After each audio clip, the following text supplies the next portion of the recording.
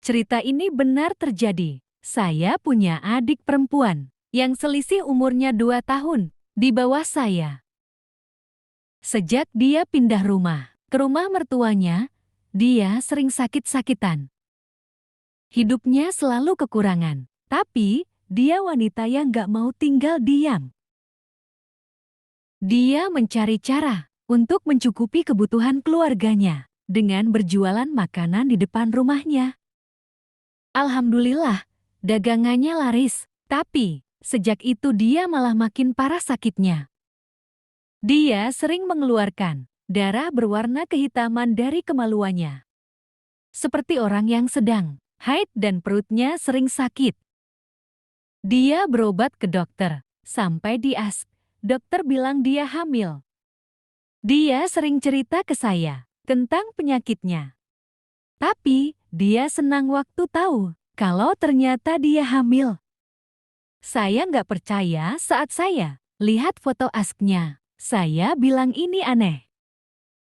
Biasanya, USG kandungan di awal kehamilan gambarnya bulat, tapi ini seperti gunung kecil.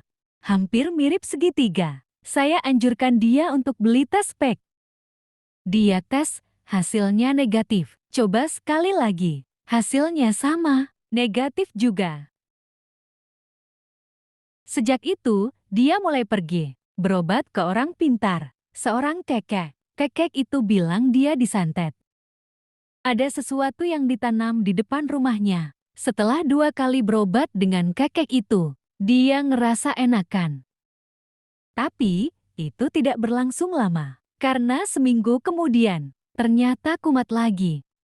Dia kembali mengeluarkan darah dan perutnya makin sakit.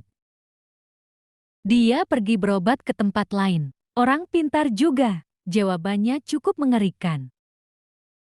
Adik saya itu sedang hamil secara gaib. Janin yang di dalam perutnya adalah bayi ular. Ternyata, dia digoli setan yang berwajah menyerupai suaminya. Bahkan, setan itu merasuki suaminya saat menggoli adik saya. Maaf, ini bukan cerita porno, tapi ini kenyataan. Setan itu berwujud ular, kadang menyerupai sosok pria rupawan, bahkan sangat tampan. Dan ular itu dipelihara oleh seseorang yang melakukan pesugihan, dan adik saya adalah calon korbannya, sebagai tumbal pesugihan. Usut punya usut, ternyata pelakunya adalah tetangga yang rumahnya dekat dengan rumah adik saya. Penduduk di sana banyak yang tahu cerita itu, tapi semua bungkam, tidak bisa berkata apa-apa, karena takut diganggu. Sudah banyak korban di daerah sana. Semua korbannya adalah wanita muda umur 20-35 tahun,